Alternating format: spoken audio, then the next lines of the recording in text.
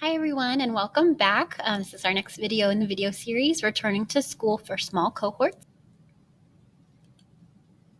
And this video is going to focus on personal protective equipment, PPE, and how to don and doff PPE safely. So the first question is, what do don and doff even mean? So to don something means to put something on, like I'm donning my wedding gown or I'm donning my mask, and doff means to take something off. So I'm doffing my gloves, taking off my gloves.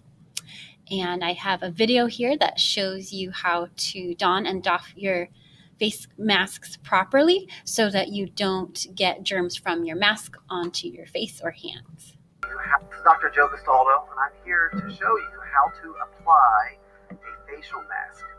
I'm going to introduce you guys to some new words, donning and doffing, so you can now incorporate those words into your vocabulary.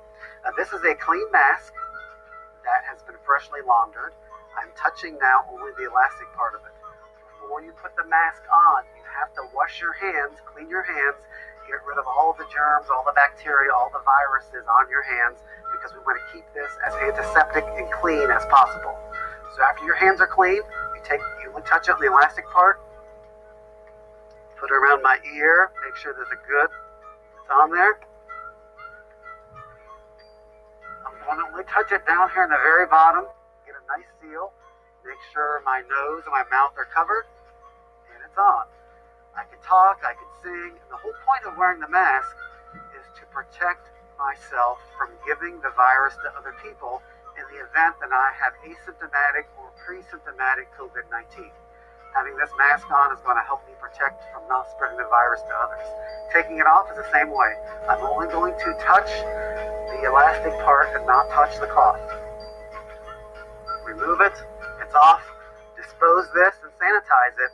And the last thing you do is wash your hands before you touch anything after the mask is removed.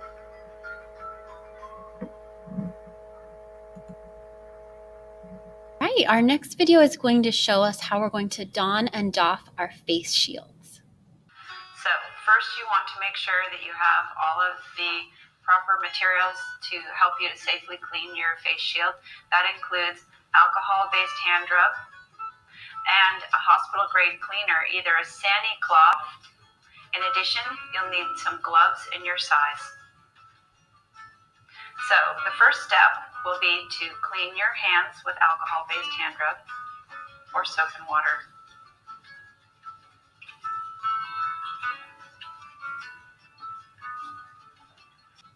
Next, don a pair of gloves.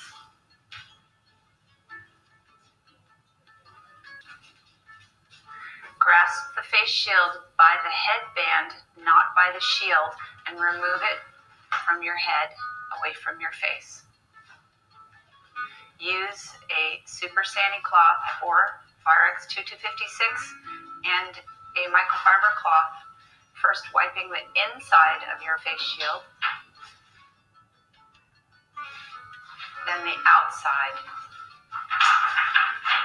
Super Sani cloth has a 2-minute contact time, which means that the surface needs to remain wet for 2 minutes. Firex 2256 has a contact time of 10 minutes.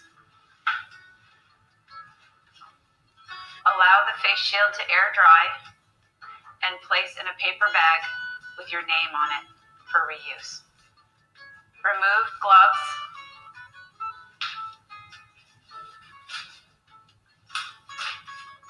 and perform hand hygiene. The MOT is going to provide a yellow solution.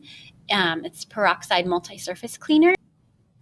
The CDC has some recommendations for sanitizing face shields. So if you don't have the recommended manufacturer instructions, the CDC made up these guidelines for us to use for unknown products. So what you're going to put on your gloves, and first you're going to spray the inside and the outside. And after that 45 seconds, you're going to wipe the inside first and then wipe the outside. And the reason is the germs that you know are safer than the ones that you don't know. So you want that cloth if it is going to get any germs on it, you want them to be your germs from the inside of your mask, and then you're going to clean off the outside germs. So those are not your germs. So after you've wiped the inside and the outside, if you'd like, you can rinse them with clean water or alcohol to remove any residue. Sometimes that will build up over time. And then you're going to fully air dry, or you can use an absorbent towel. Then you can put it in your paper bag that has your name on it. You'll remove your gloves and perform hand hygiene. And make sure you always follow your MOT guidelines for which products to use and how to use them. Our next video is going to be on doffing, or taking off gloves safely. Remove and discard your gloves. Gloves can be removed using more than one technique. For the glove-in-glove technique, pinch the outside of the glove near the wrist. Peel downwards, pulling the glove inside out. With your ungloved hand, slide your finger under the wrist of your remaining glove.